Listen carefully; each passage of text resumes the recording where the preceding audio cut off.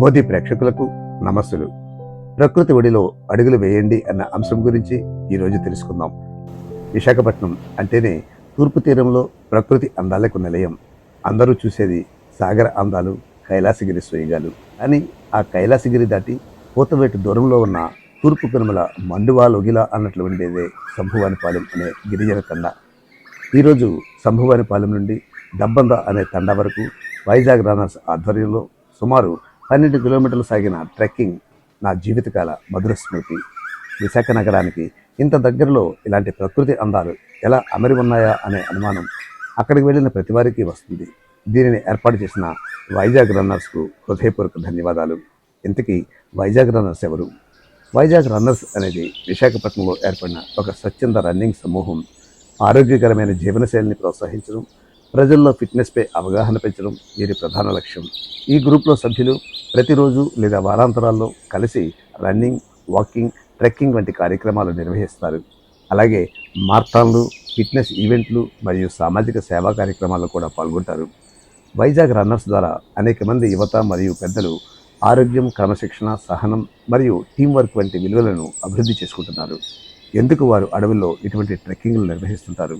అడవుల్లో ట్రెక్కింగ్ అనేది కేవలం నడక కాదు, అది ప్రకృతితో చేసే ఒక అద్భుతమైన సాహస యాత్ర. పచ్చని చెట్లు, స్వచ్ఛమైన గాలి, పక్షుల కిలకిలరావాలు ఇవన్నీ మనసుకు కొత్త ఉత్సాహాన్ని నింపుతాయి. అడవుల్లో వేసే ప్రతి అడుగు మన శరీరానికి శక్తిని, మనసుకు ప్రశాంతతను ఇస్తుంది.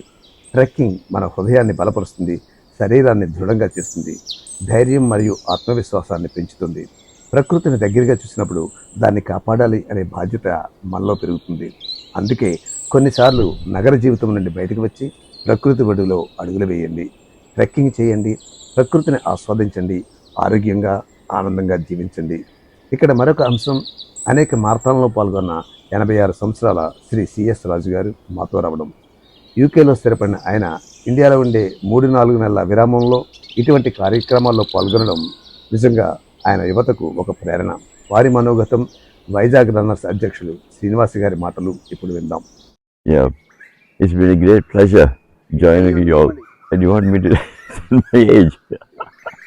I'm 86 now. I've been doing all the training and ever since being in medical school for nearly 30 years after that. And then since the practice, I've been doing a lot of trekking.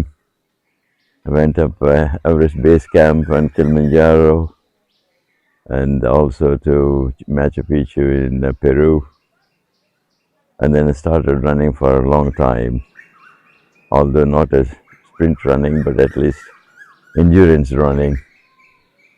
And it keeps me going. I think I enjoy my family thinks I'm mad, but still I enjoy the company of youngsters. I want to be with youngsters, which makes me feel energetic, and then to be able to pursue my interests. And Vizag Runners Club is one of them. And I do a bit of cycling during this time of the year. And also interested in golf at least twice a week in Vizag.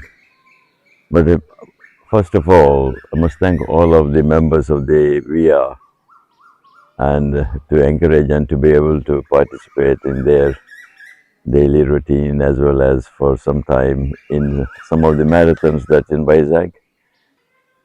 Thanks very much. And I don't think I can expand anything more of myself, but all the best and thank you. Vizag runner society తరఫున club run near శంభువానిపాలెం Dabbanda village దగ్గరికి వచ్చాము. ఇది నారాయణ గారి guest house లో చిన్న group photo కోసం మేము అందరం గ్యాదర్ అయ్యాము. Every month Vizag runner society ఇలా క్లబ్ రన్స్ కండక్ట్ చేస్తూ ఉంటుంది. ఫిట్ వైజాగ్ క్యాంపెయిన్ తోటి, ఈ నినాదం తోటి వైజాగ్ మ్యారథాన్ కూడా మేము ఎవ్రీ ఇయర్ నవంబర్, డిసెంబర్ మాసాల్లో కండక్ట్ చేస్తున్నాం. Next month Kambalakonda club run కి వెళ్తున్నాం.